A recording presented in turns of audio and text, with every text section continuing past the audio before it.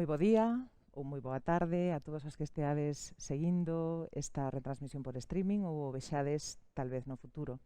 Estamos en Galicia Futura, na Cidade da Cultura, nunha exposición que precisamente fala do que imos falar hoxe e do tema deste novembro estelar que está respaldado pola Secretaría Xeral de Política Lingüística, por Dinamización Lingüística, e que o que pretende é coller ese cruce de camiños entre as ciencias, as artes, as humanidades, a tecnoloxía.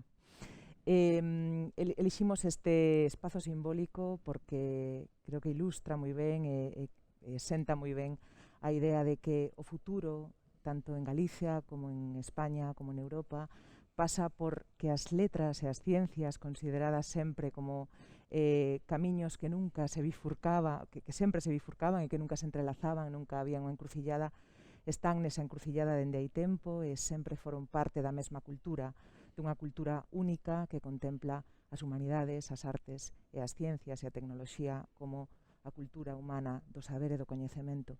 E para iso quería comezar cunha charla entre dous convidados excelentes que están aquí ao meu carón, que son Miguel Ángel Cajigal, el barroquista, historiador da arte, e Susana Ladra, que é enxeñeira informática. Así que paso a presentarvos, se queredes, e comezamos esta charliña distendida aquí neste lugar de antropómetras, que estamos neste círculo dos antropómetras para falar precisamente de como medimos o humano a través da ciencia e da arte e como interactuamos dende as vosas respectivas profesións e disciplinas. Miguel Ángel Cajigal, el barroquista, é unha unidade baseada no carbono, quizáis un pouco tamén no granito do país, que deste terceiro planeta do Sol é sospeitoso habitual de divulgación de arte e patrimonio, coñecido como el barroquista, en radio e televisión, en Galicia por diante na Radio Galega, en el condensador de flujo na Dúas, a televisión española, en Twitter, YouTube ou Instagram, con ese alcume xa recoñecido del barroquista, que de cando en vez se manifesta en realidade amante do neoclasicismo, pero bueno, que e agora tamén sospeitoso tamén de libro, coa flamante publicación hai uns días, sí, hai un par de semanas. Un par de semanas xa, de Otra historia del arte, no pasa nada si no te gustan las meninas, editado por Penguin Random House en España. Non moita xente sabe que el barroquista, ademais de historiador da arte pola Universidade de Santiago de Compostela, director do Máster de Educación en Museos e Espazos Culturais da Universidade Miguel de Cervantes ou educador na Cidade da Cultura, é tamén músico. Coñecinte pola voz. En outra idade da Terra. Sí. Bueno, xa era o antropoceno, sí. pero un pouco máis atrás, sí. Coñecinte pola voz, dando todo e cantando na corda de tenores do Coro da Orquestra Sinfónica de Galicia, sí, hai varios anos, e tal vez foi aquel entusiasmo e aquela curiosidade as que te levaron ao Kunsthistorisches Institut de Florencia e a Kunstbibliothek de Berlín como investigador, pero tamén ao estudo do Camiño de Santiago e aos seus trazados históricos ou as restauracións da Capilla das Ánimas en Compostela ou dos frescos renacentistas de Santa María de Nogueira en Miño.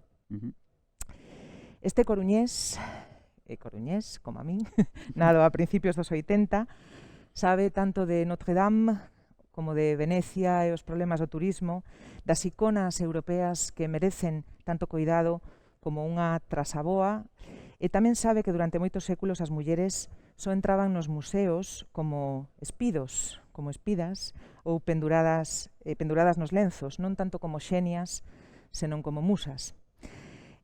Comprometido, claro e contundente, Miguel, barroquista, sabe do que fala e sabe transmitilo, e iso é ouro moído. Ouro dese que tantas obras de arte cubriu para facelas inmorredeiras e escintilantes. Así que neste cruce de camiños que foron sempre as artes e as ciencias, ese trivium e ese quadrivium, é unha voz clara e unha perspectiva. Así que encantada de que esteas aquí, moitas grazas por vir. Gracias a ti, e con esta presentación, pues, xa, que vamos a facer máis? Xa non se pode subir máis. Bueno, agora estás ti para subilo moito máis. Susana Ladra, pola súa banda, é unha unidade baseada no carbono e quizáis tamén un pouco no silicio do terceiro planeta do Sol tamén, que vive baixo a sospeita de ser geek ou friki, non? Cando en realidade é enxeñeira e doutora en informática pola Universidade da Coruña, graduada tamén en matemáticas pola UNED, é directora do Campus Innova da Universidade da Coruña, ademais de profesora na Facultade de Informática e investigadora no CITIC.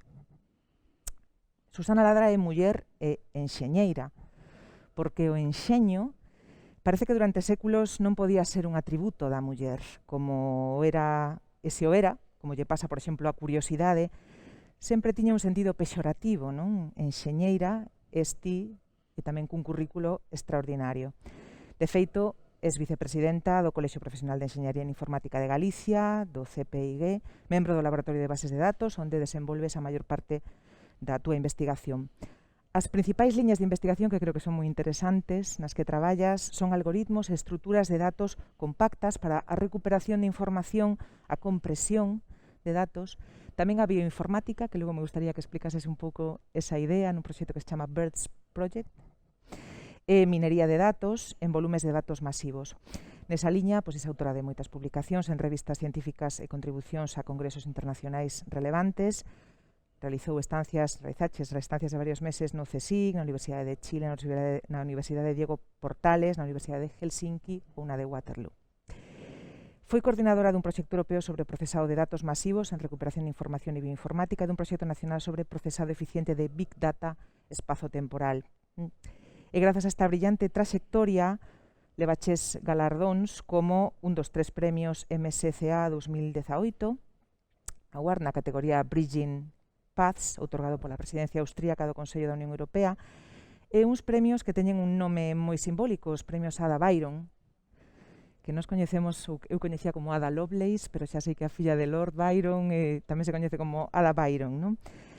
O Ada Byron Joven da Universidade de Deusto, o premio Ada Byron do CPIG e o premio a mellor tese de doutoramento no campo da recuperación de información, outorgado pola Sociedade Española de Recuperación da Información. Así que hoxe me gustaría que tamén faláramos un pouco desa búsqueda de información, de como hai que peiteala e filtrala, compactala, compilala para que realmente sexa eficaz e óptima, non? E chegue ás condicións óptimas para poder profundizar nela e traballar con ela, non? A información soa non chega, temos que peiteala, e niso toda a tecnoloxía que temos de pouco vale se non podemos filtrar a inmensa cantidade de datos que nos chega, non? Niso traballa unha mente pois brillante como a de Susana Ladra, unha muller nun campo que durante anos segue a ser agora, quizáis logo falaremos diso, pero foi eminentemente masculino. Non está tan lonxe Grace Murray Hopper, unha das primeiras pioneiras na linguaxe de programación, Grace Hopper, a que chamaban Amazing Grace, a brillante Grace, que é unha pioneira inventora de linguaxes de programación e que foi paradoxalmente nomeada no seu momento Home do Ano, non? E ela pois era Grace, non? Susana Ladra, coruñesa, santiaguesa de Compostela, ainda que vives na Coruña, pero nacida en Santiago de Compostela, enxeñeira, reprogramas logo o noso mundo que en tantos asuntos aínda precisa un recableado. Non? Así que, xa presentados os dous, quería comezar falando con vos, primeiro cun poema, co que sempre comezo moitas das intervencións, un fragmento dun poema de Luisa Villalta, do seu libro Ruído, que di así: agora fecho os ollos e leo a pizarra negra dun firmamento por estudar aínda. Esa pizarra negra dun firmamento que é unha metáfora maravillosa do que nos queda por coñecer, é co que quero comezar con vos, falando do futuro. Nos vosos campos, que é o que falta por coñecer e por estudar aínda? Que vedes vos para o futuro, tanto na historia da arte, patrimonio, xa sei que será moito, pero tratando de sintetizar un pouquiño, e no campo da enxeñaría informática? Quen comeza? Quen rompe o xeo? Eu penso que o vas a ter máis claro. Eu mentes vou ir pensando, porque non é doado. Non é doado, non. Bueno, eu creo que na noso ámbito queda case todo por descubrir, sí, é fácil, é sinxela esta contestación, porque estamos comezando, ¿no? cos inicios do que é a ciencia da computación, non? Estamos comenzando a ver as posibilidades da inteligencia artificial, bueno, da computación cuántica, de tantos temas abertos, non? Que teñen tanta proxección no futuro. E creo que o reto máis importante é precisamente incorporar, por exemplo, aspectos éticos, no noso ámbito, e precisamente o que comentabas anteriormente, no?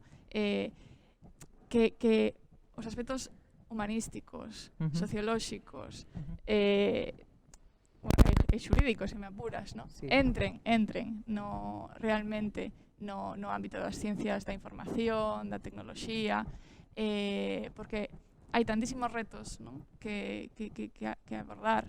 É tan necesaria, no? A interdisciplinaridade, e non ir sós da man, senón ir acompañados de todos para poder avanzar moito máis. É dicir, eu creo que o meu ámbito é apaixoante. Eu non son imparcial aquí, non son obxectiva. Eu estou nun ámbito que me apaixona e creo que temos tantísimo que percorrer xuntos todos nese camiño.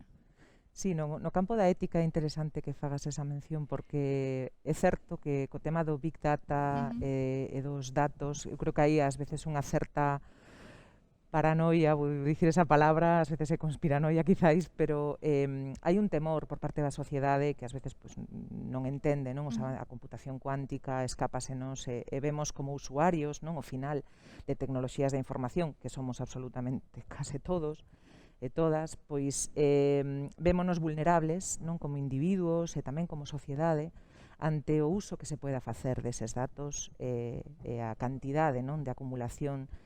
Estou pensando en, non sei, en plataformas como 23andMe, que recollen datos xenéticos a nivel poboacional, pero xa non só iso, todo o que temos nos nosos móviles e que nunha aplicación sinxela estamos verquendo. Entón, a nivel ético, vai un pouco por aí ou a idea de protección tamén de certa privacidade que ás veces faise complicado? Sí, eu creo que é fundamentalmente dúas cousas. Por un lado, pois o compromiso da propia sociedade de entender, non? De entender, ter ese pensamento computacional, ter coñecementos. Agora se pensa que a sociedade e os nenos son nativos digitais, non o son, para nada.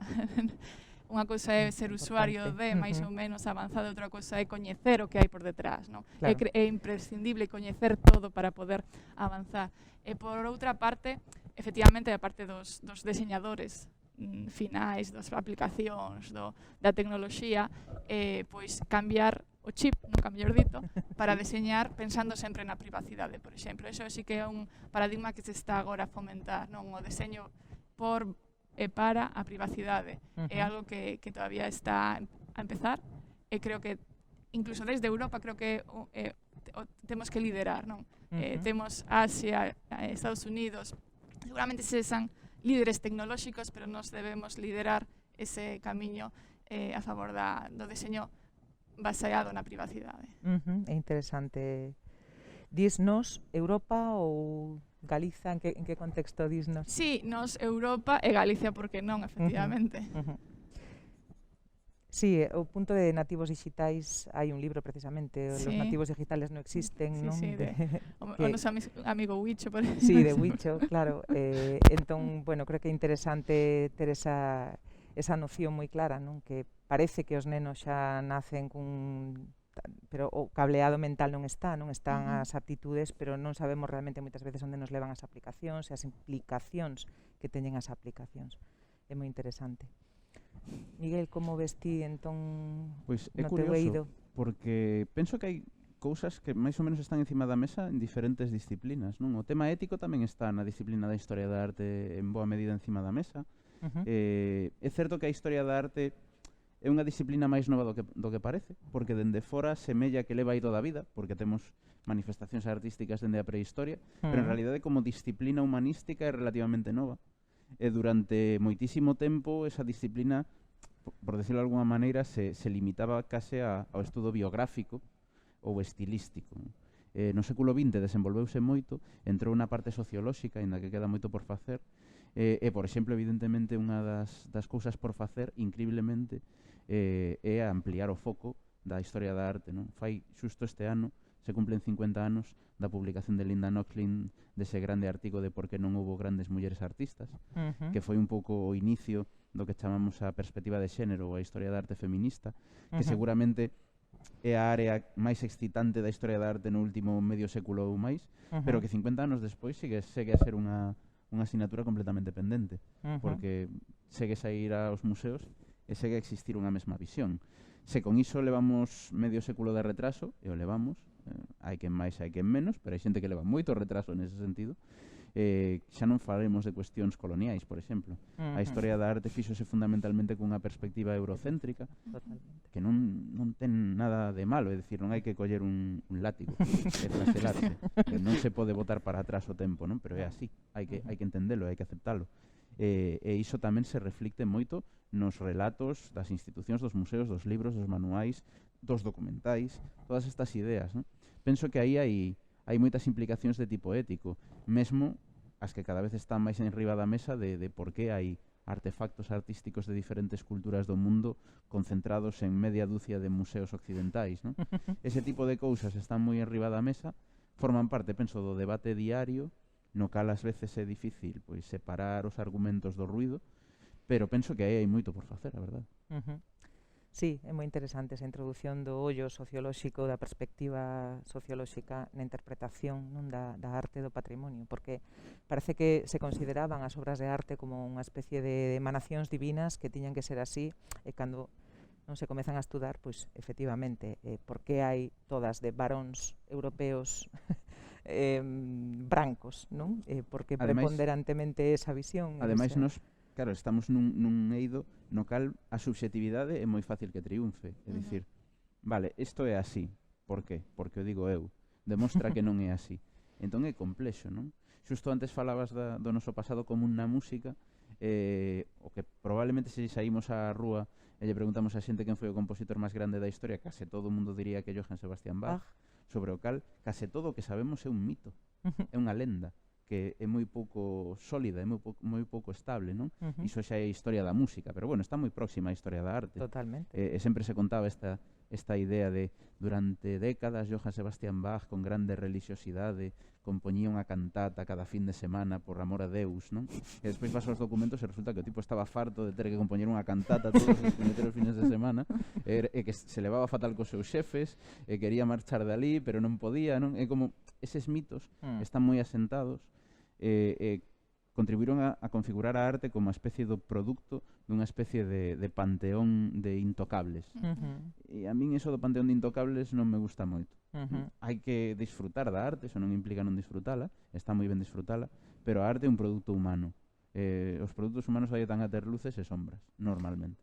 Sí, a reinterpretación que facemos da historia, iso fai que vexamos con novos ollos e novas perspectivas a artistas que se consideraban intocables no pasado. E o caso que comentas de Bach, estaba pensando tamén en Shakespeare, que lenda, no caso do propio Cervantes, no caso de incluso Rosalía de Castro, tamén ten moito de, aínda que xa unha figura máis cercana, non? Sí. Pero tamén é certo que sendo unha figura extraordinaria, non, na literatura universal, pero tamén é certo que hai que baixalos á terra, non? E lembrar que son persoas nun contexto, ademais, nun contexto determinado, nun espazo-tempo. Sí, con Shakespeare é moi bonito porque hai un libro de Greenblatt que é maravilloso sobre Shakespeare. Stephen Greenblatt. Que el conta, pois fai máis ou menos unha biografía ao uso de Shakespeare, pero advertindo dende o principio que todo o que sabemos sobre Shakespeare fora das súas obras cabe nunha servilleta. Literalmente, sabemos moi poucas cousas. E ademais o temos que entresacar das súas obras. Entón, claro, ao final entresacamos, botamos imaginación e ao final facemos unha construción. Esa construción pode ser moi fermosa e pode ser moi seductora, pero en realidade non deixa de ser outro produto, moitas veces casi de ficción. É un relato. É un relato, sí. Sabemos máis de Hamlet, da vida de Hamlet, que da vida de Shakespeare. Sen dúbida. É curioso, os personaxes cómense os autores.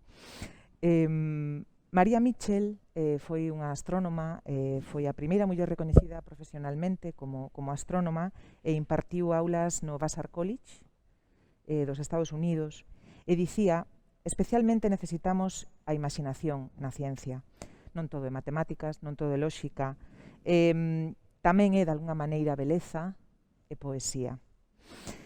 Estaba lendo agora hai pouco un artigo que saía no blog Mujeres con Ciencia, que falaba precisamente do tema das mulleres na informática, e dicía que o cambio do nome de algunhas asignaturas, por exemplo, cambiar linguaxe computacional por a beleza da computación, tiña resultados sorprendentes no caso das mulleres que acudían a elas, porque é notorio o feito de que chamarlle enxeñaría informática a enxeñaría informática fixo que moitas mulleres deixasen de matricularse nas aulas, non? Só o feito de poñer enxeñaría, non?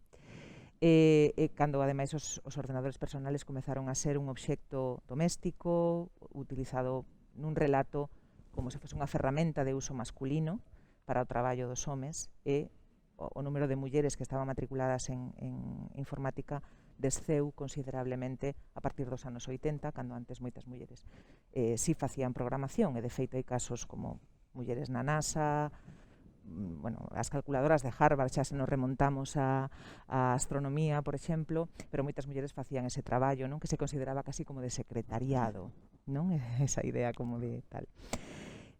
No teu caso, canto de arte pensas ti, Susana, que de poesía, de imaginación, crees que teñen a linguaxe binaria, as matrices de datos, ou ese concepto que quería que falases un poquinho máis, a bioinformática?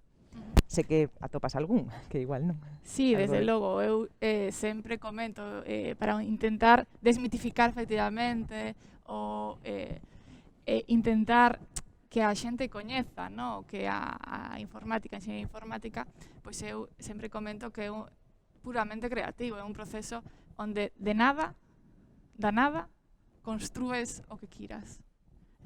É arte, ou non?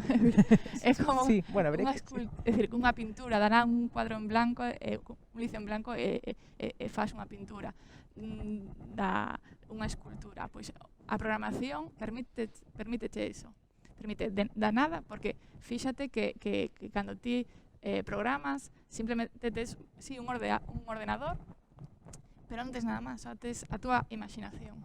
E con iso és capaz de facer todo.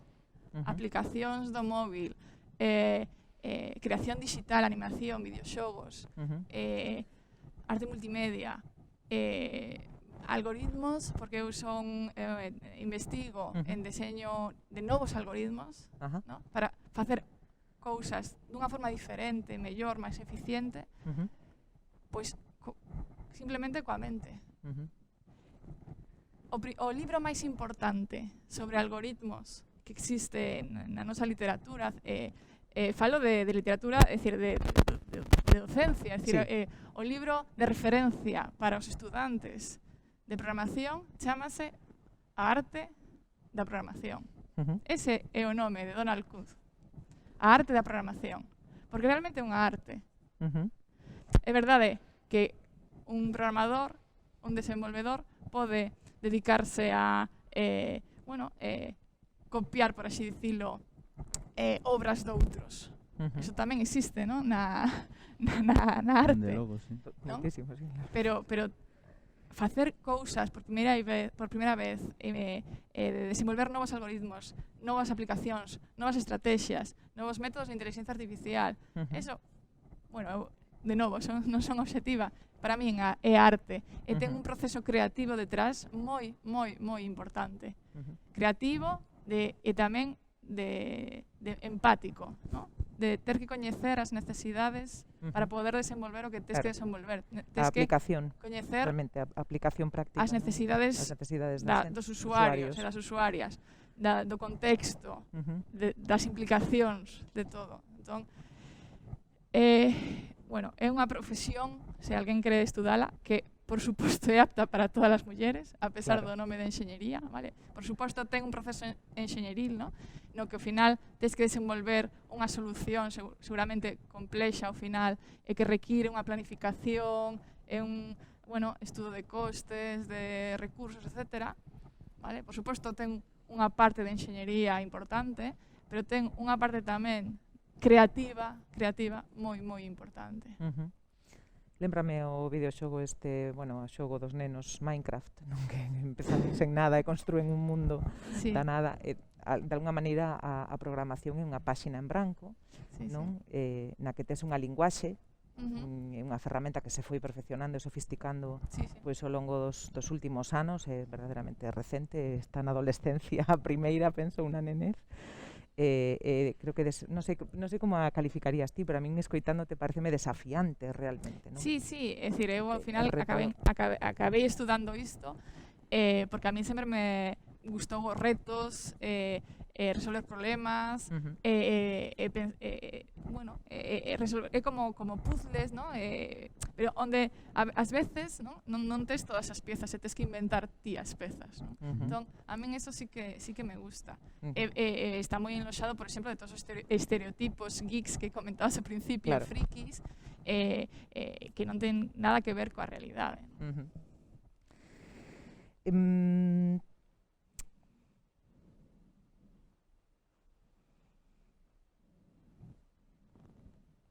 Hay otro poema de Rosalía de Castro, un fragmento que está en las orillas del Sar, que di así: una luciérnaga entre el musgo brilla y un astro en las alturas centellea. Abismo arriba y en el fondo abismo. ¿Qué es al fin lo que acaba y lo que queda? En vano el pensamiento indaga y busca lo insondable. Oh ciencia, siempre, al llegar a término, ignoramos qué es al fin lo que acaba y lo que queda.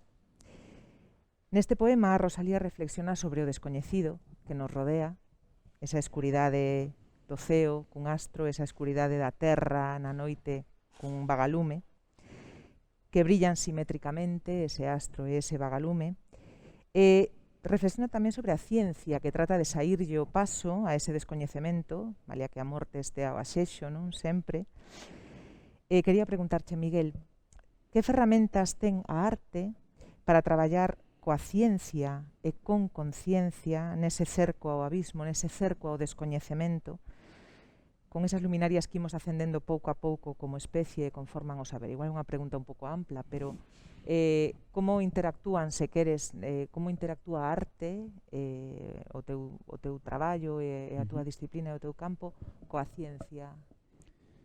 Penso que, retomando un pouco o que decía Susana, con imaginación, ¿no? Ao final, igual non sei se a imaginación está suficientemente valorizada na nosa sociedade, en xeral en todos os eidos, non? Teño a sensación de que nalgúnas áreas de coñecemento a imaginación está valorada e asentada, pero ao final precisas imaginación para exercer o dereito, precisas imaginación para as matemáticas, precisas moitísima imaginación para a física, para a química, para a informática. A arte, de alguna maneira, está máis directamente asociada á imaginación, eu penso que de maneira injusta. Antes dicías que hai obras de arte que se repiten. A maior parte da historia da arte é mediocre e ten que ser así, é dicir, non pode haber todo o rato xente que está inventando a roda e descubrindo a pólvora todos os días, é imposible, non? Pero, de alguma maneira, como que elevamos aos altares esa idea da creatividade, pero solamente en algúns campos, non? Incluso teño a sensación de que na arte a creatividade está un pouco penalizada, non? Se asocia un pouco como a iso que non é un traballo de verdade, a xente que compón música ou que pinta ou que esculpe, pois en realidade non traballan de verdade, non faen estas cousas, non sei se decir, un pouco hippies, un pouco bohemias. É certo que o mito da bohemia fixo moito dano á arte, á literatura, que che vou a contar, non? E ao final transmitíndose esa sensación que na música é tan característica, non, de que parece que os músicos fan música porque teñen como un impulso irrefrenable, pero non porque queiran comer, nin pagar facturas, nin nada, Entón, ti se eres músico de verdade, ainda que non che paguen, vas facer música igual, non? Esas ideas penso que son ideas que a mí me interesan moito últimamente, non? Esa conexión entre as diferentes disciplinas, ou por dicilo, intentando simplificalo, porque unha mesma concepción da imaginación se beneficia nunhas disciplinas e noutras non, ou porque se entende máis sólida nunhas disciplinas que noutras. Penso que aí onde están os puntos de contacto, non? Cando Débora García Bello e máis eu fixemos esta exposición na que estamos, buscábamos recuperar ese punto de contacto, non? Onde non discriminásemos áreas do saber. Non decir, eu son de letras así que non entendo de química. Unha persoa de letras ten que entender de química, polo menos o básico. Igual que se entende que un químico ou química ten que entender de historia o básico, non? E aí sí que é certo que penso que as ciencias e as tecnoloxías, polo menos dende fora, teñen como unha especie de lousa encima, non? De que son un saber moi específico e polo tanto non están conectadas co resto, non? É como eres matemático, pois preocúpate solamente das matemáticas, cando en realidad as matemáticas están por todas partes, non están en todo. Durante moitos séculos a xente que facía arte e a xente que facía ciencia ás veces era a mesma xente. E iso pareceme moi interesante. Hai unha figura que se fixésemos unha enquisa sobre os científicos máis coñecidos do mundo, pois Einstein sairía o primeiro, obviamente, porque a xente sabe que Einstein era científico, aínda que non entende nada do que fixo Einstein e non entende o seu traballo. Marie Curie tamén estaría entre as primeiras, aínda que probablemente tampouco entenden de todo o seu traballo, pero entre os primeiros estaría seguramente Galileo. E Galileo era de familia de músicos. O seu pai era músico, codeábase con músicos e con artistas, e moitas das cousas que facía Galileo estaban moi relacionadas coa arte, da mesma maneira que moitas cousas que facían os artistas do Renacemento italiano, por exemplo, ou do Renacemento nórdico, estaban tamén moi ben selladas coa ciencia. Leonardo da Vinci. Claro, Leonardo é como o exemplo que sempre nos ven á mente, non? Esa persoa que facía de todo e ao final non facía de nada. O gran procrastinador. Eu iba a facer un cadro, pero ao final colouseme polo medio analizar o voo das libélulas. Quedei fascinado coas libélulas e alá foi o cadro, non? E non me pagaron ao final. É un pouco esa idea que me parece moi interesante, porque é certo que, evidentemente, as disciplinas do coñecemento hiperespecializáronse co nacemento da academia, o nacemento das universidades, o desenvolvemento das grandes universidades. Non esas universidades medievais, non? Senón as universidades fillas da Ilustración. Sí. É lóxico, porque para que poida existir pois unha enxeñería informática, un historiador da arte, unha arqueóloga, pois ten que haber unha especialización. Pero esa especialización non nos debería perder de vista as conexións. Porque ao final nos pasa, mesmo dentro da historia da arte, ti hiperespecializaste, que sei eu, en capitais románicos, e de repente ensinanche un cadro de Picasso e dis, non, eu son de románico. Non podes ser de románico. É dicir, hai unha área de coñecemento aí primaria, evidentemente, na que estás máis centrada ou centrado dende o punto de vista científico, pero a linguaxe é común. En ese sentido, unha cousa que persoalmente me leva interesando moito a partir deste proxecto de Galicia Futura especialmente son as conexións entre a tecnoloxía e a arte, como sempre estiveron máis xuntas do que parece, como detrás de moitas das grandes mentes creadoras da arte están en realidade avances tecnolóxicos, avances científicos, a perspectiva, o invento de novos instrumentos musicais. Todo iso serviu para que se desenvolvesen as artes. Entón, ao final, todo ten, penso eu, un denominador común, que é a imaginación, por volver ao que dicía Susana. Sí, menos mal que introduciches ti o de Galicia Futura, que ti fuches comisario con Débora García Bello, que eu na longa introducción que fixen de ti non o dixen. Estamos aquí. Sí, contei, non? Pensei que non, pensei que os que fera. Sí, estamos neste lugar que do que fuches ti, ademais, un dos artífices, non? De crear esta exposición que estará ata 9 de xaneiro de 2022 e que precisamente fala desas interconexións ou tocan algúns aspectos interconexións entre ciencias e artes, non? Esa encrucillada de camiños. Estamos volvendo ao tema, non? Un plantexamento que era como volver ás orixes, non? Decir, vale, temos que contar unha cousa sobre ciencia ou temos que contar unha cousa sobre tecnoloxía. Vamos a facelo a través da arte. Vamos a facer un videopoema. Imos facer unha ilustración, unha acuarela, como se fixo sempre. Ao final falaba de Galileo. O que marcou a diferencia entre Galileo e outra xente da ciencia do seu tempo é que Galileo descubriu unha cousa que penso que igual foi o primeiro en darlle valor. Non sei se o primeiro, polo menos o que lle deu un valor máis grande, que é que tiña que transmitir o que el facía, non? Consérvanse moitos dos aparellos que Galileo utilizaba para explicar movimento uniformemente acelerado. Porque unha cosa que alguén se che plante diante te explica o movimento uniformemente acelerado e outra cosa que te ensine. Entón Galileo facía experimentos, subía a Torre de Pisa, tiraba cousas abaixo. É dicir, vedes como vai isto? Iso non deixa de ser unha teatralización, hoxe en día diríamos, non? Ao final é divulgación tamén. É divulgación. Non sei se Galileo sería o primeiro divulgador da ciencia, non? Igual houve outra xente antes, evidentemente, pero dende ese punto de vista tan práctico, tan funcional, de coller un carriliño e botar unha boliña a rodar como facíamos na escola, pois el deuse de conta de que aí había unha conexión, e probablemente igual eso foi porque ela habitaba un mundo no que estaba rodeado de outras manifestacións culturais, da literatura, da filosofía, da arte, da música. Sí, ele ademais ten das primeiras ilustracións da Lúa, por exemplo, bueno, é o primeiro inventor do telescopio, o primeiro telescopio realmente fixo el coas súas mans, é realmente unha figura, claro, extraordinaria no campo da arte e da ciencia do seu momento. Sí, fantástico, sí. Hai outra figura, agora que falabas de Galileo, que é Caroline Herschel. Vou traer o rego un pouco a astronomía, que é así o campo do que máis tal, pero tamén por enfiar co tema da muller, e de como, o que falábamos antes con Susana, como a muller moitas veces estivo na sombra facendo as contas, non? Por exemplo, no caso das calculadoras de Harvard, con Charles Pickering, cun astrónomo, elas facían as observacións. Henrietta Swan Leavitt, por exemplo, pois foi unha das primeiras que nos axudou coas súas observacións a medir o universo, do que se aproveitou logo Edwin Hubble, non, o astrónomo. Pero falando de outra muller anterior a elas, que é Caroline Herschel, ela era irmá de William Herschel, que era o astrónomo oficial, pero realmente traballaban os dous no seu gran observatorio, tiñan un telescopio enorme de 90 pés, non sei cal era a medida enorme para a época, o máis grande que había no Reino Unido, que de feito visitou Haydn cando foi a Londres. Foi a visitar o telescopio, se cree que igual puido influir na creación, aínda que non hai na composición da creación de Haydn, pero non hai tampouco datos que avalen isto. Pero Caroline Herschel era unha muller que descubriu cometas, que traballaba man a man co seu irmán, e nunca foi recoñecida ata que xa moi velliña, cando tiña 90 anos, concederonlle a medalla da Royal Society, un pouco xa por ter vivido tanto tempo, pois bueno, imos recoñecer que realmente fixeches un traballo en astronomía. Pero ela tamén era soprano, e de feito os Herschel eran músicos, William compuxo de feito algunhas sinfonías, e deixaron o mundo da música para meterse de cheo no mundo da astronomía. Entón, é un pouco xa un exemplo, quizáis máis tardío que o de Galileo, porque xa é o século XVIII, pero tamén o exemplo de como estas figuras transitaban sen ningún tipo de problema nin de pudor entre, bueno, pues a melodía, son soprano, canto tal, ou estou observando cometas, anoto a trayectoria do cometa. É certo que os saberes estaban menos especializados e menos profundizaban quizáis menos no detalle, como pasa hoxe en día, pero teñan unha visión máis global, non, de como funcionaban. Hai un poema de Adrienne Rich,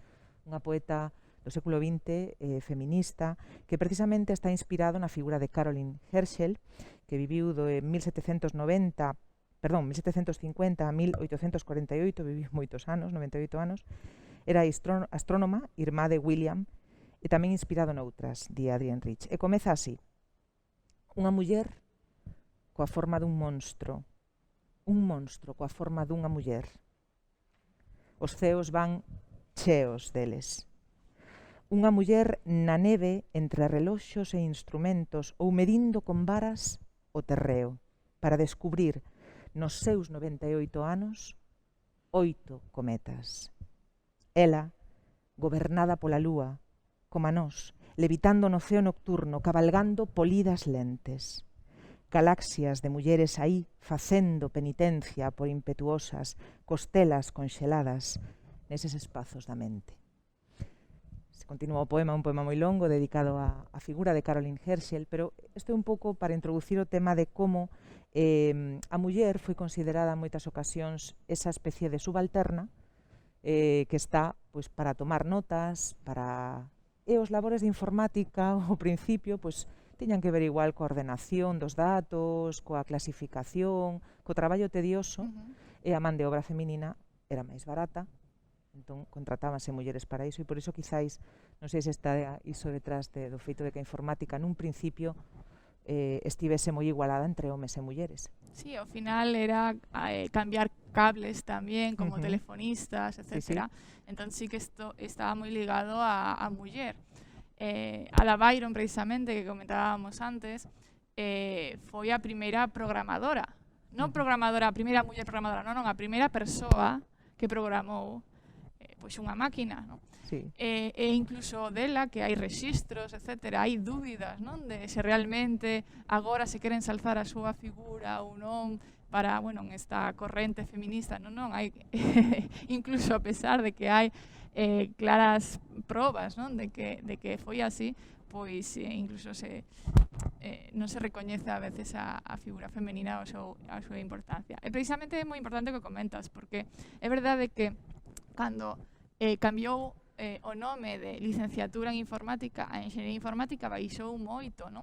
A presencia das mulleres nas titulacións, pero que agora imos a peor. É dicir, agora mesmo eu que imparto clases, dou clase na Facultade de Informática da Coruña, as rapazas non chegan a superar o 13% de novo ingreso no primeiro curso das titulacións.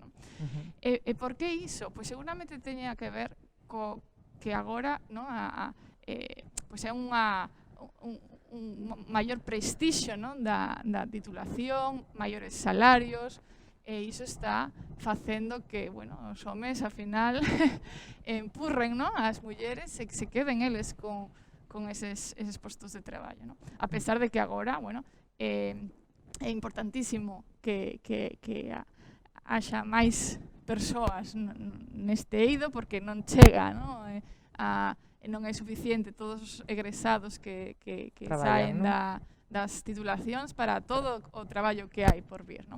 Pero sí, hai unha mezcla de estereotipos, de que estas titulacións son moi difíciles, as mulleres non poden, mentira, por suposto que podemos, porque non, que diferencia hai entre homes e mulleres, pero sí que hai entre os estereotipos de frikis, que persoas que non sei, que asociais casi que para nada a esta carreira así, porque os traballos, como comentaba antes, teñen moita vinculación cos usuarios finais, coas persoas que van a utilizar as aplicacións, os sistemas. É importantísimo coñecer as necesidades da xente, esa empatía que comentaba, ese saber escoitar, que a veces chamase como soft skills, as habilidades brandas, habilidades sociais, que xa ves, chamanse brandas, non sei por que, un pouco para remarcar, non sei, pero que son importantísimas e que moitísimas nenas, rapazas, e tamén moitísimos rapaces que as teñen, non entran nas titulacións alonsados por estes estereotipos que para nada teñen que ver coa realidade, non? Dicir, isto afecta tanto a homes como a mulleres, que estes estereotipos están a alonxar, non? Afastan un pouco a xente que é un problema porque necesitamos moita máis xente moita máis xente nestas disciplinas, en particular mulleres, é necesario, e agora está, totalmente comprobado que os equipos diversos funcionan mellor e son necesarios. Necesitamos todas as perspectivas posibles para poder solucionar os problemas, non? Entón, isto é un chamamento a todo o mundo, é necesario alonxar todos estes tipos de estereotipos, non? Fan falla tamén referentes, non? Porque é difícil que haxa igual alumnas se non hai profesoras ou se non hai referentes femininos. Ás veces iso funciona bastante potentemente, non? No ideario, no imaginario das persoas. Pensamos que non podemos facer iso porque non vemos a ningunha muller que o faga. Sí, pero eu creo que visibilizar mulleres que o fagan. Sí, o importante é que se sepa que é o que fai, en meu caso, unha enxeñeira ou enxeñeiro en informática. Hai un completo descoñecemento, non? Por exemplo, a bioinformática, que era este tema no que falas, quedou así pendente. En que consiste un poquinho así? Sí, a idea é utilizar os coñecementos das ciencias da computación, da inteligencia artificial, etc., para resolver problemas no ámbito da bioloxía, por exemplo, nas ciencias da saúde, nas ciencias da vida. Precisamente, fíxate, eu que non estudiei bioloxía en segundo de bacharelato, que me foi dicir a mí, que acabaría traballando codo con microbiólogas neste caso, con Margarita Poza, por exemplo, analizando as aguas residuais para ver se teñen ou non teñen restos de COVID, ou pois unha colaboración con David Posada, pois estudando a evolución do cancro. É dicir, intentar utilizar todas as tecnoloxías, a potencia, no, da tecnoloxía informática, no, para descubrir coñecemento novo, utilizando, no meu caso, pois as secuencias de ADN, no, que ao final e cabo son secuencias que podes trasladar moi facilmente a bits, no? A uns e ceros, hai 4 letriñas, pois é fácil de traducir. Entón, logo aí, utilizar toda a potencia dos algoritmos para intentar encontrar patróns recurrentes, ver, por exemplo, que patróns hai en pacientes sans frente a pacientes, bueno, enfermos, persoas sans frente a pacientes enfermos, para ver que é o que causa unha enfermidade, etc. É dicir, hai moitísimo, bueno, eu traballo nese eido, pero hai pois xente que mira con visión artificial, pois os ollos para detectar enfermidades ou radiografías de diferentes zonas do corpo. Hai moitísimos ámbitos no cerebro tamén, de aplicar técnicas, ¿no? de informáticas, algoritmos, ¿no? Algoritmos para entender mellor, ¿no? Axudar, ¿no? aos especialistas no ámbito da bioloxía, da medicina, etc., a entender mellor as diferentes patoloxías, etc. Moi interesante. Dicía Carl Sagan, que por certo vais a celebrar dentro de 2 días, bueno, estamos no mes da ciencia en galego, novembro, de aí que novembro estelar sexa o nome, o marco, non, que dá nome a estas charlas. Esta é a primeira, a segunda será o 13 de novembro con Begoña Vilacostas, que é astrofísica galega tamén, que traballa na NASA, está no telescopio James Webb, no gran telescopio espacial que se lanza, se todo vai ben, este 18 de decembro. Pero dicía Carl Sagan que naceu un 10 de novembro, pero de aí xa moitos anos, dicía que se hai algo incrible esperando ser descoberto, por que non aquí? Entón, traslado esta pregunta. Estamos en Galicia, ti estás falando do teu traballo en bioinformática. Como ves Galicia e por exemplo, o uso do galego? Xa sei que, a linguaxe de programación é unha linguaxe como a linguaxe musical ou como é distinta, non? Pero de alguna maneira o uso do galego moitas veces tamén se viu discriminado nas áreas das ciencias, sobre todo na educación secundaria. Moitas veces botáronse estereotipos e tópicos completamente absurdos sobre a improcedencia de usar o galego nas aulas para explicar matemáticas ou para explicar física, como se o galego só servise para nomear a maceira, as partes do carro e a poesía. E xa nada máis, non? Como se fose unha lingua limitada, non? Cando ningunha lingua, ninguén que estude lingua sabe, todo o mundo, mellor dito, pode saber que ningunha lingua é limitada para expresar absolutamente nada.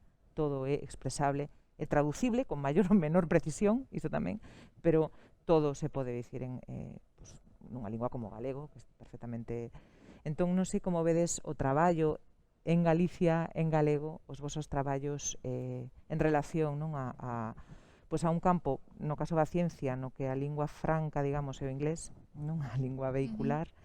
E no caso da historiografía, de patrimonio, iso, supoño que co castelán, como... E co inglés tamén. Sí. Como... É curioso, porque ao final, cando empregamos a lingua galega para facer comunicación ou investigación científica, case sempre para facer comunicación sobre cousas de Galicia. O cal pode ter unha lóxica, pero non necesariamente. Entón, aí temos esa especie de disputa case histórica na cal, como case todas as áreas das humanidades, a maior parte das fontes de coñecemento punteiras están en inglés, e moitas veces iso supón unha barreira importante a hora de acceder a ese coñecemento, non? Entón, digamos que o galego se colocaría xa na terceira capa de barreira, non? Xa non é nin sequera o inglés, e que nin sequera o castelán. É curioso porque ao final igual procede dunha visión como un pouco rupestre das linguas, non? No sentido de que as linguas son canles de comunicación, para min, nas que ti tes que beber en diferentes fontes. Se solamente bebes sempre da mesma fonte, tes un problema, non? Eu estudiei unha historia da arte na que todos os libros que líamos eran os que estaban traducidos ao castelán. Algún ao galego, moi pouquiños, a maior parte ao castelán. E iso significaba case sempre que estábamos estudando a historia da arte dos anos 50. Porque os libros que estaban traducidos ao castelán case todos eran os manuais británicos, sobre todo de Penguin dos anos 50, 60, nalgún caso algún dos 80, xa, desmadre. Entón vas con moitísimo retraso. É certo que agora nas humanidades xa existe un pouco esa visión, non? É dicir, se vas a estudar unha concreta área, xa sabes que vas a ter que dominar polo menos un par de linguas, concretamente estas, non? Se vas a estudiar isto, pois tens que aprender, por suposto, inglés e outra máis ou outras dúas máis. Penso que iso é algo que copiamos da ciencia e da tecnoloxía nas humanidades con retraso, non? Porque é certo que na comunicación científica ou tecnolóxica, se non lees inglés, non te comunicas, vives incomunicado. Todavía quedan áreas deste tipo, non? Por exemplo, en Alemania teñen un costume moi enraizado a escribir en alemán e ler solo en alemán. Nas humanidades pasa moito. Entón, atopas libros que falan de cousas de Galicia ou de España en Alemania que solamente se leron as cousas que están en alemán, nin sequera as que están en inglés, non? Entón, aí penso que trátase sobre todo de buscar esas diferentes capas, non? Esa comunicación en diferentes capas. A mí sempre me chamou a atención isto. Aquí, igual é chamativo dicilo, pero hai xente que fixo carreira científica e académica facendo basicamente o que facían basicamente era coller artigos en inglés e adaptalos ao español. Era super revolucionario, era como, no, eso acaba de publicarse fai 2 anos en Estados Unidos. O único que fixo esta persoa é que fala inglés, a diferencia do resto. Entón, é interesante esa eiva que se segue arrastrando, sobre todo nas humanidades, non? Como se existira unha especie de bloqueo lingüístico, non? Cando falas en diferentes linguas, ese bloqueo desaparece. Se unha desas linguas é o galego, por suposto, ese bloqueo desaparece. Penso que falta máis comunicación artística en galego, por exemplo. Hai moi pouca. E hai moi pouca... Académica ou de divulgación... Académica e divulgativa, nas dúas canles, non? É dicir, temos unha serie de profesorado que ten un compromiso, que escribe en galego, que comunica en galego, pero unha parte moi pequena, en realidade, da sociedade, non? Eu, por exemplo, que fago unha actividade divulgativa dentro e fora de Galicia, eu emprego as dúas linguas de maneira máis ou menos natural. E ao final suceden cousas maravillosas, non? O meu espazo na Radio Galega escoita o xente de Luxemburgo, escoita o xente de Francia, escoita o moitísima xente de outras partes de España, porque ao final pois é un espazo que interesa, e se interesa, a lingua nunca vai a ser un obstáculo. Entón, eu penso que esa dinámica é moi interesante, non? Que nos acostumemos por fin a entender que no mundo hai moitas linguas, e non solamente esa lingua que eu falo cando me levanto da cama pola mañá, que parece como que nos costa. Sí, antes comentabas ti que os grupos diversos son máis enriquecedores, que é unha frase que tamén comentaba a astrónoma Jocelyn Bell, que estivo aí pouco no Congreso Estatal de Astronomía, que se celebrou na Coruña, e falaba nunha entrevista que lle fixeron nun medio de comunicación precisamente que os grupos diversos, tamén os grupos diversos lingüísticamente, diversos, mixtos, homes, mulleres, outro tipo de realidades sociais e culturais sempre son enriquecedores, non? Non sei no teu campo como está o tema do galego ou de ou Galicia a nivel investigador. A nivel investigación o inglés é a lingua franca, é dicir, incluso non a nivel investigador, sino xa no propio estudantado, é dicir, teñen que sair ao mercado laboral e todas as tecnoloxías que están a usar son moi novas e os manuais están todos en inglés. Entón, a lingua e o inglés. Eso é un problema, efectivamente, porque logo encontramos que se quere desenvolver algunha aplicación práctica, ¿no? Por exemplo, desenvolverla para aquí, para usuarios e usuarias galegas, é un problema, por exemplo, en temas de procesamento de linguaxe natural, ¿no?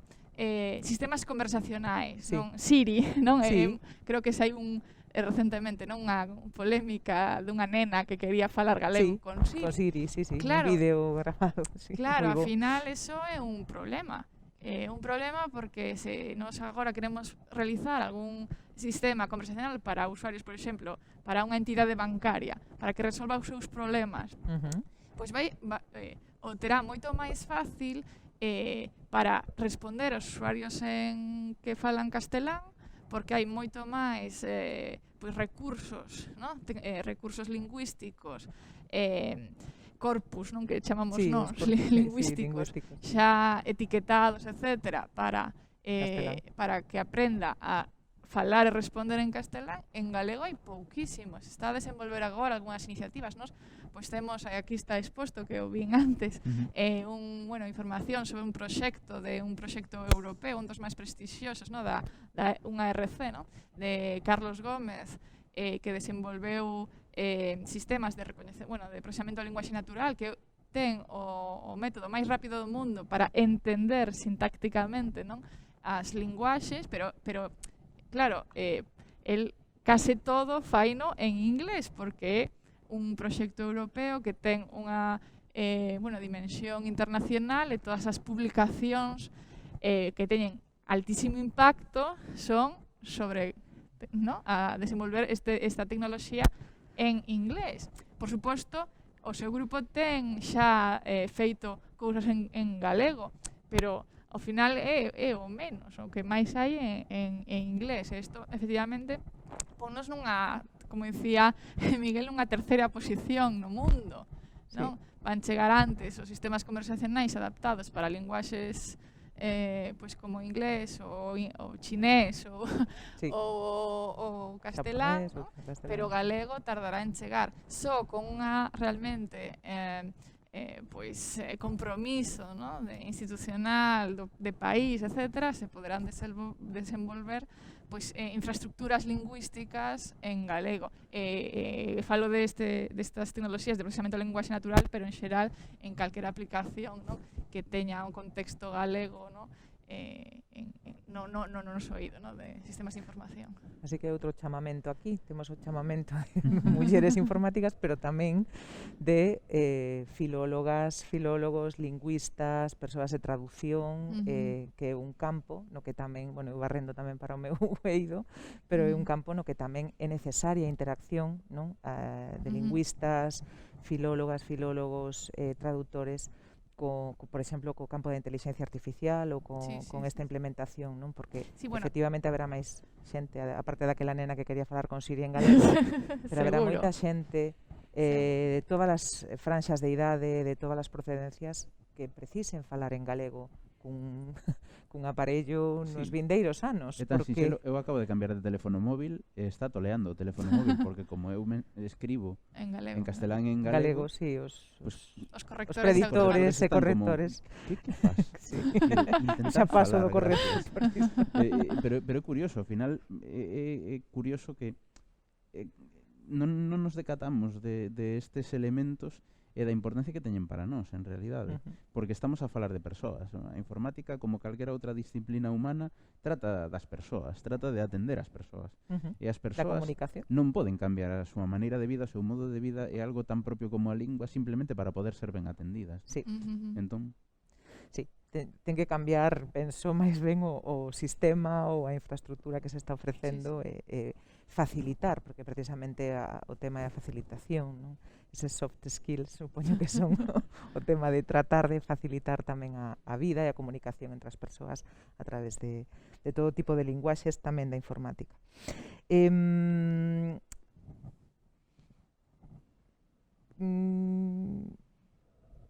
Falabas agora, Susana, da bioinformática.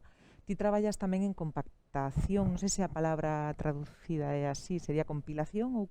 compactación, compactación, hacerlo más pequeño. Compactar, lo que pasa que non sei se a Real Academia admite compactación, estou pensando como filóloga. Mandamos un correo electrónico. Sí, compactar datos ou compilar datos, porque realmente do que se trata un pouco, o que comentabas, é de que os algoritmos sexan o máis eficaces posibles a hora dunha procura, non? Dunha búsqueda. Como ves o teu campo de investigación onde traballas ti, na Universidade da Coruña, non? E que eivas crees que igual ten, e como ves o futuro aí? Sí, neste mundo hiperconectado, a verdade é que preguntar sobre como ves o teu campo aquí ou alá, a verdade é que non importa, isto é moi importante, non importa que esteamos nunha esquiniña, non, de Europa, non no fin da terra europea case. A noción da periferia, porque iso Sí. durante moito tempo si foi importante para Galicia, non? A Sí. idea do fin do camiño, non? Sí. O principio, pero estás comentando algo interesante, Sí. estamos interconectados. Sí, Non hai periferia. claro, agora mesmo, por lo menos no nosa disciplina, é moi habitual colaborar telemáticamente. Agora xa, despois da pandemia, eso creo que é habitual para todo o mundo, non? Sí. Pero xa, a pandemia, ao final o único que necesitas é o que comentábamos antes, non? Ideas, porque os recursos pois son ubicuos, non? Non tes que acceder a un determinado sitio, sino que podes te conectar a distancia. Entón, bueno, retomo a pregunta,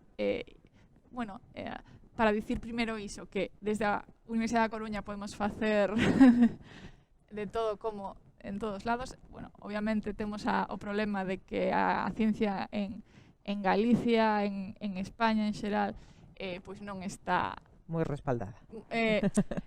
Adecuadamente financiada, financiada. Con outras con outras áreas. Con outros sitios, non, con outros países, outros lugares, claro. Con outros lugares, non? Pero aparte, quitando iso da ecuación, pero que é importante. É moi importante, é moi importante. É verdade que na informática o mellor é menos importante que noutras disciplinas, porque ao final é unha, vou dicir así entre comillas, é unha disciplina barata.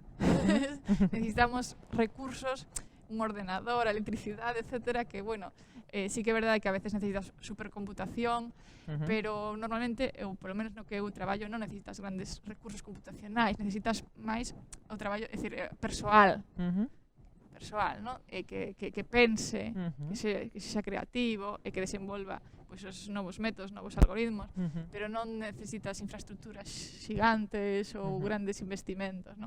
Nese caso, pois temos esa ventaxa, non? Competitiva. O problema é, bueno, a falta de persoal que temos, pero bueno. Pero eu vexo con moito futuro. Desde Galicia Futura, vexo a nosa disciplina con moito futuro.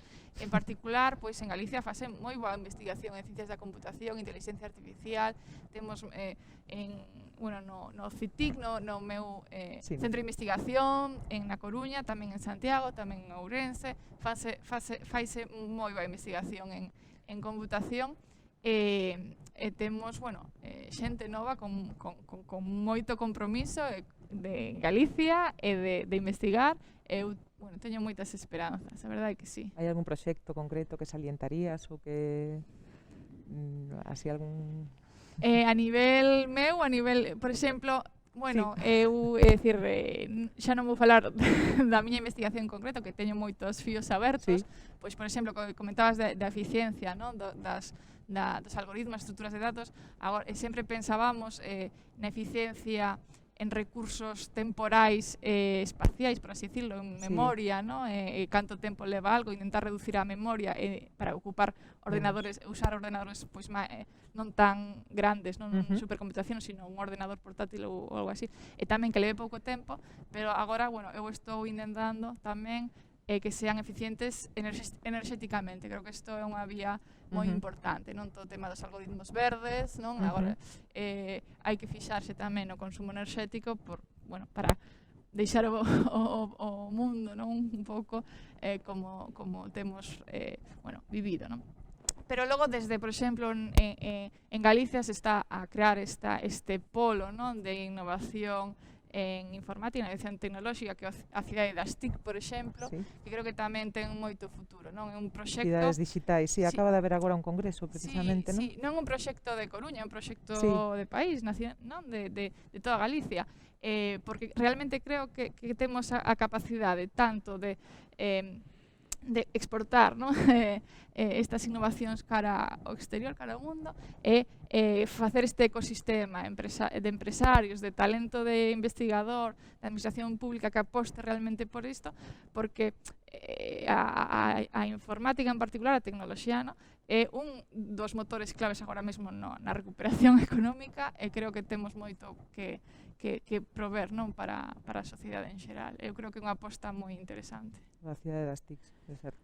Estaba lembrando agora cando falaba da compactación de datos, viñas de minha mente a figura de Margaret Hamilton, que foi a programadora do Apolo da NASA, do Apolo 11, o que alunizou en 1969, e hai unha foto moi famosa dela. Con moitos libros. Con moitos libros, con toda a linguaxe de programación. Que agora estaría...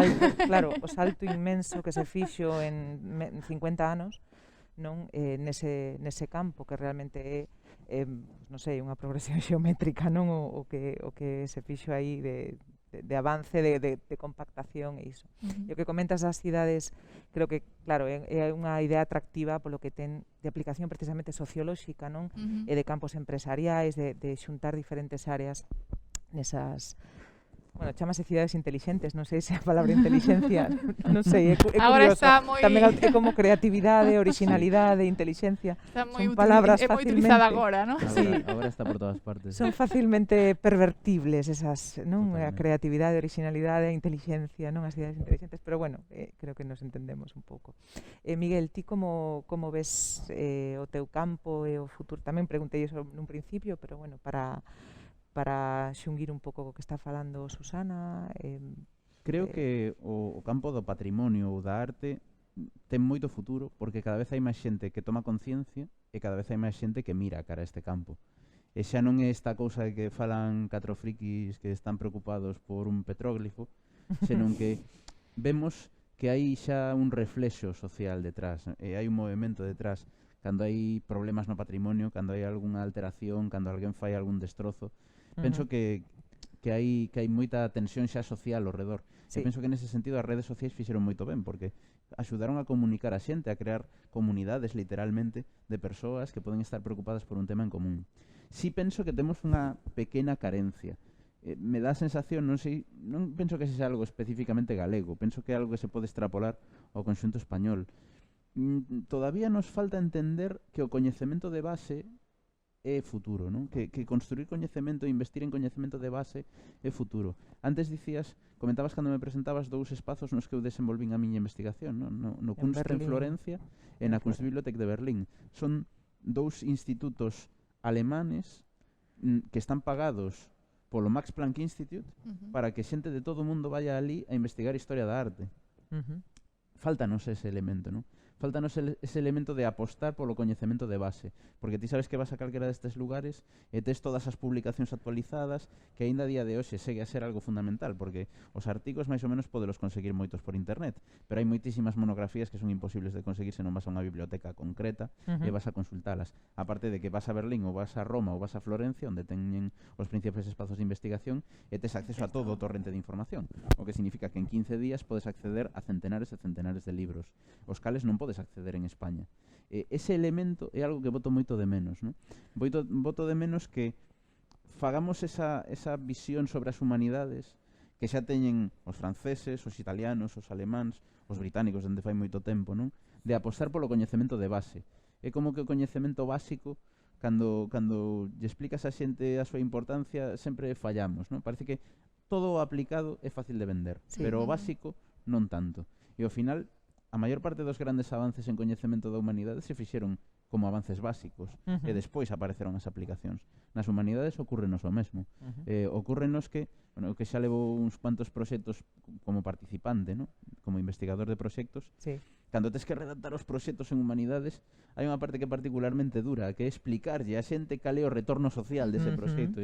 Sei que en ciencia pasa o mesmo, ¿no? De o retorno social xa o veremos. É dicir, isto é importante. Ás veces hai certa serendipia, non? En investigacións que eran para unha cousa e atoparon outro camiño e outra aplicación, non? Pasa o mesmo en investigación básica. Claro. Sempre estamos preguntando pola aplicabilidade, ese elemento é curioso, a utilidade, o utilitarismo. Por exemplo, eu agora estou traballando nun proxecto de investigación cunha figura moi descoñecida, que é a figura de Georgiana Goddarkin.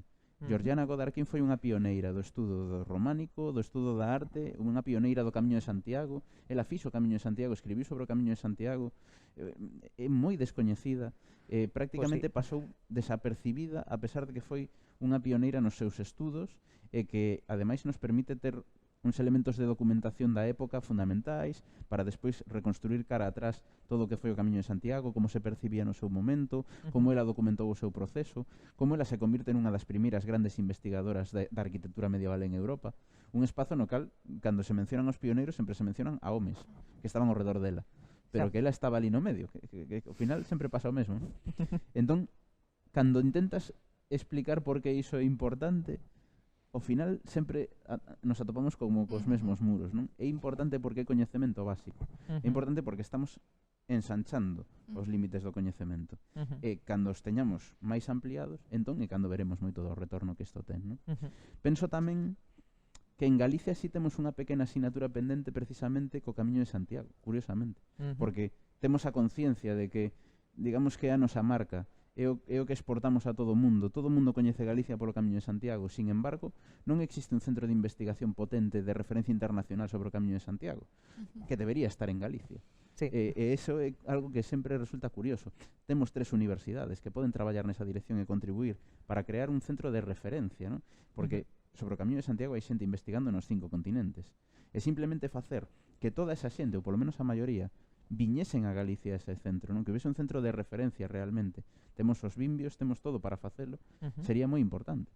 Pero eso penso que tamén, insisto, non é só unha cuestión exclusiva de Galicia, non? Penso que hai como unha especie de, non sei se de telus, unha especie de xenio que nos tira para aquí, non?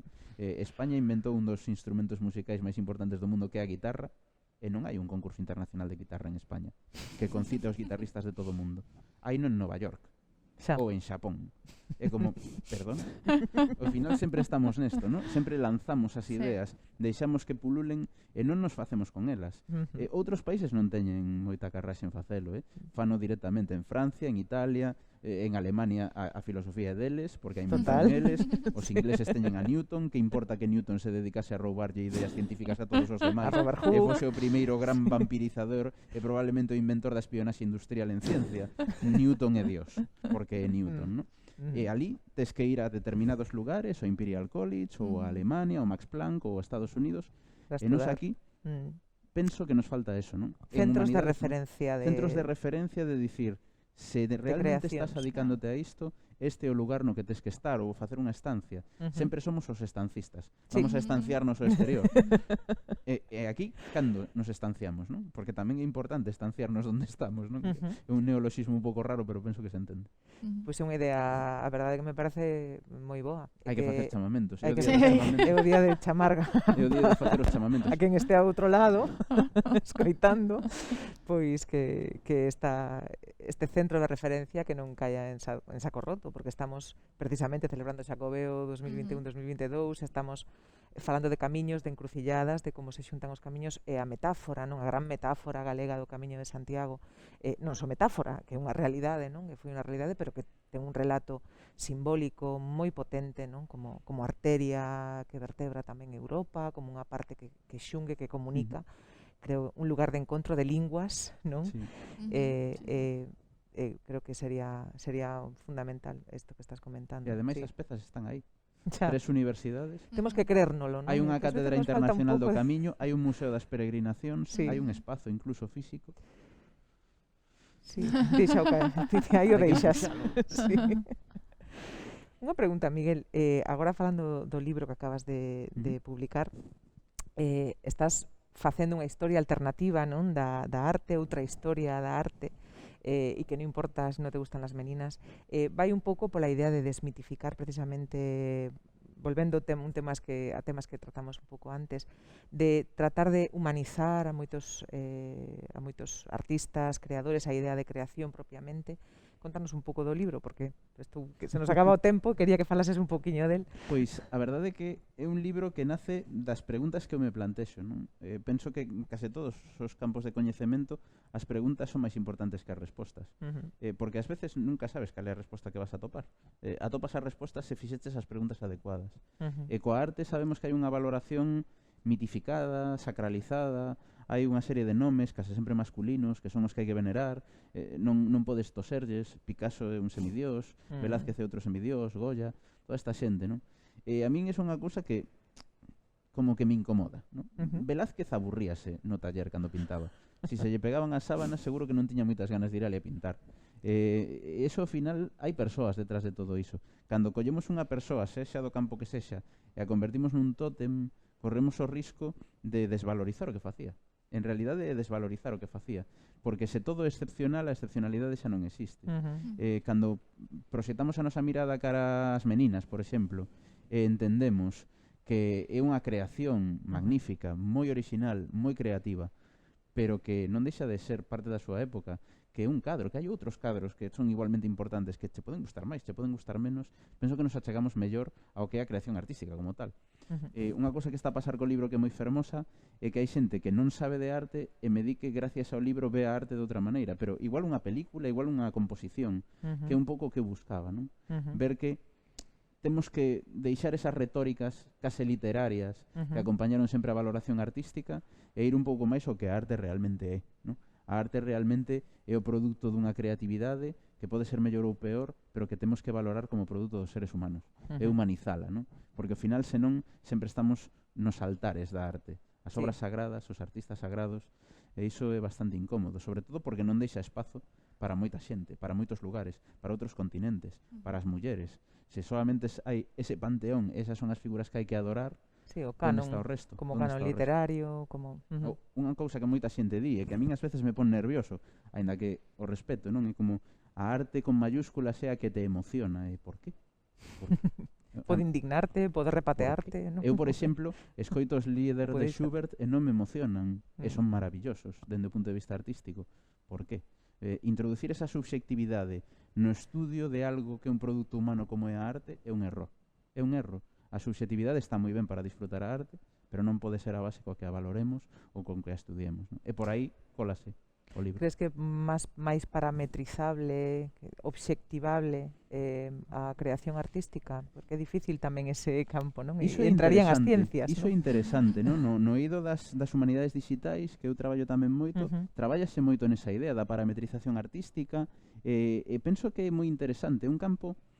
Eu sempre digo que a calidade existe, a calidade podese obxectivar, e incluso diferentes tipos de calidade, non? Igual que imagino que se un programa está ben programado é obxectivo, que ese programa está ben ou mal programado.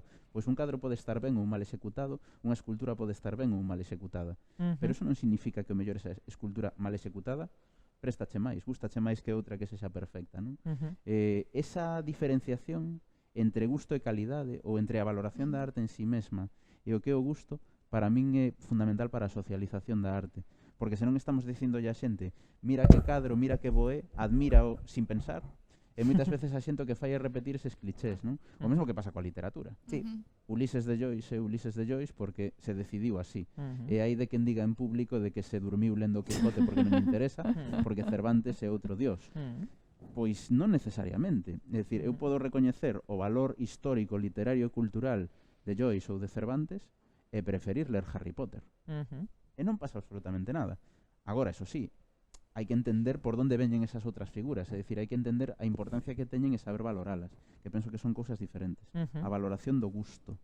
E claro, nas artes movémonos neses grises tan difíciles nos que se mesturan as dúas cousas, e o libro vai un pouquiño para intentar separar. Ese gris fantástico como de o cadro de Manuel de Iris, que nos está aí acompaña atrás. detrás, efectivamente. Sí, estaba pensando agora que este ano de Emilia Pardo Bazán, que se celebraron eses 150 anos, que é unha figura polémica, que tivo varios congresos e foi tamén moi revisitada, falando de literatura, non? Porque é unha figura tamén que foi moi endiosada, pero en Galicia tamén, bueno, é controvertida, non, pola súa relación co galego, con Galicia, con Rosalía de Castro. Entón, creo que tamén situar a unha figura monumental como Emilia Pardo Bazán a nivel literario universal, é importante, non? Non sempre temos que estar xogando ao xogo de isto é canon, intocable, isto é un panteón, esta é unha figura sagrada. Non, porque todos ao final Eu teño un grande copiaron amigo. ou foron boas ou malas persoas ao final, non? Eu teño un grande amigo que sabe moitísimo de pintura barroca, que sempre di, coloquialmente, pero ten razón, di, Velázquez era un desgraciado. O sea, Velázquez Velázquez era un tipo que non che gustaría telo de compañero de traballo. Ah, o sea, desgraciado de mala persoa. Sí, o sea, chegou a pedirlle a xente que mentise por el nun xuicio para el poder ser cabaleiro de Santiago. É dicir, que foran ali a dar a cara por el e decir, no, este es Velázquez nunca pintou por diñeiro, no, o sea, pero é un pouco esa idea, non? Que pasa? Que cando están no panteón, nos altares, entón xa se lles perdona todo, non? A Einstein se lle perdonan as súas sombras porque era Einstein. A Newton o mesmo. A Caravaggio, que era un macarra que iba coitelando xente por Roma, como pasou fai 500, 600, 400 anos o que estoque, eso xa se fai unha parte, non? E xa non se comenta. Claro, tampouco hai que chegar á cultura da cancelación, non? Que sería, pois, dicir, non, isto non o vou ler porque era un tío noxento, un desgraciado. Claro. Ou non vou apreciar a Velázquez. Non, hai que saber un pouco separar, non? A mí, sobre todo, a obra da persoa. Interésame moito, non acabo de entender e por iso gustaríame chegar a entendelo. En que momento cronolóxico deixan de facer efecto ese tipo de cuestións, non? Esas cousas verdadeiramente oscuras no pasado de moitos creadores, porque, por exemplo, Picasso é un artista do século pasado no que pesa moito a súa biografía e a parte negativa da súa biografía, e hai moita xente que non lle perdoa. Sin embargo, a Caravaggio, que era peor, claro, como foi no século XVII, o século XVII onde quedou. Gustaríame saber exactamente cantos séculos pasan, non? Estos son como os dereitos de propiedade intelectual. Cando prescribe. Cando vencen. O sea, o de ser un desgraciado cando vence, exactamente, non? Claro, isto é interesante, non? Porque evidentemente hai artistas, creadores, escritores, científicos que eran uns delincuentes. Sí. E unha cousa non ten que ver coa outra. Eu penso que cando entendemos a natureza humana, en xeral, cando entendemos que son seres humanos, que non son santos nin santas dun panteón, podemos entender esa riqueza dunha maneira moito máis despresuixosa, non? Eu, por exemplo, sempre, cando dou a miña clase sobre cultura barroca, empezo despodricando de Newton. Pero que Newton para mí é a figura central do barroco a todos os niveles, precisamente por todo o que ten de contrastes, non? Unha persoa que é relevantísima en ciencias, pero que na súa vida sobre todo se dedicou á teoloxía. E a religión lle importaba moito máis que a ciencia. E que mesmo despois, alquimia tamén. Sí, e que despois cando triunfa se dedica a facerlle a puñeta a todo o mundo, porque ninguén lle pudese facer sombra, incluso hundindolle a carreira. Borrou, quitou cadros, non, de Robert Hooke, ou fixo que desaparecesen da Royal Society. É unha figura humana. Se simplemente te quedas con Newton foi a persona que cambiou a historia da ciencia porque fixo isto ou outro, sí, esa parte importante, pero entendendo que todos somos persoas e que eles tamén eran persoas, penso que se ten unha visión moito máis completa do panorama. E tamén creo que nos achega a esas persoas e nos dá a posibilidade de decir, bueno, pues calquera de nós pode ser Newton, calquera neno, realmente se ten as circunstancias, porque logo non entramos xa que non temos tempo no tema dos méritos, non? Pero que eu, penso que as circunstancias son fundamentais nas que se desenvolven os coñecementos e calquera neno, calquera nena podería ser Newton.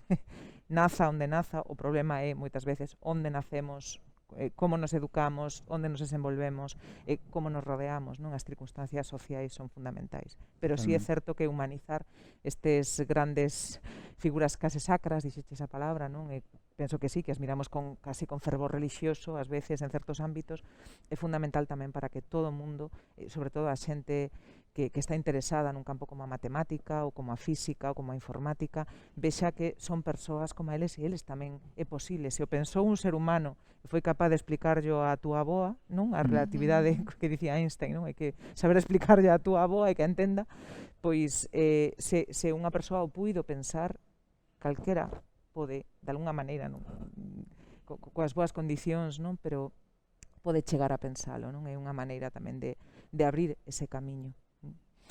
Non entramos en tema de patrimonio en Galicia, sostibilidade, cousas que xa comentou un pouco Susana, non? O tema este da eficiencia enerxética, non? Dos algoritmos, porque xa non temos máis tempo. Gustaríame rematar cunha metáfora que emprego sempre, que é as mans en negativo coas que comezamos a deixar pegada nas covas cántabras, por exemplo, tamén na Argentina.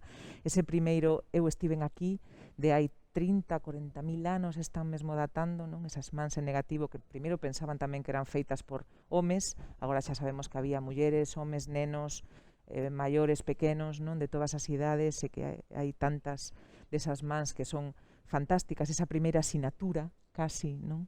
Artística ou simbólica, con esa outra pegada tecnolóxica que deixamos agora, por exemplo, no disco de ouro das Voyager, non? Que saíron nos anos 70 as ondas interestelares xa que deixaron a heliopausa, xa están fora do sistema solar, e que levan impresa a impronta da humanidade, non? Onde estamos cancións, hai música de Bach, hai música de hai pranto, perdón, de nenos recén nacidos.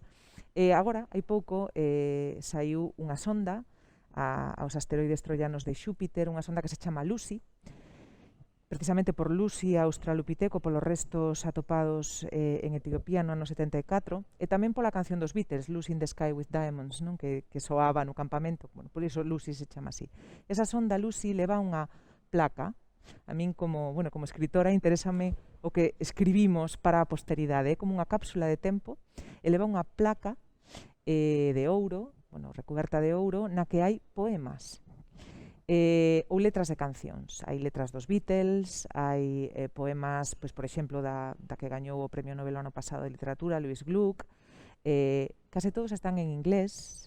Hai algunha peza que está en polaco, de Olga Tokarczuk, outra gañadora do Premio Nobel, pero case todo está en inglés. Hai un poema en castelán dun poeta chicano, pero gústame reflexionar sobre esa man, esa outra impronta, non, que é o que enviamos nesa cápsula de tempo. Son a arte e a tecnoloxía, a arte e a ciencia unidas realmente como sempre estiveron, porque non falamos de toda a ciencia que hai, por exemplo, que nos rodea, en toda esta arte, en como as técnicas pictóricas se nutren dos avances tecnolóxicos, técnicos da época na que se desenvolven, pero gustaríame acabar con esa metáfora, esas improntas, non, que deixamos, que son arte, que son ciencia, que son poesía, son imaginación, son a sostibilidade, a impronta que deixamos no planeta, a conciencia sobre o patrimonio e sobre o lugar no que estamos, e sobre a importancia, non, da arte e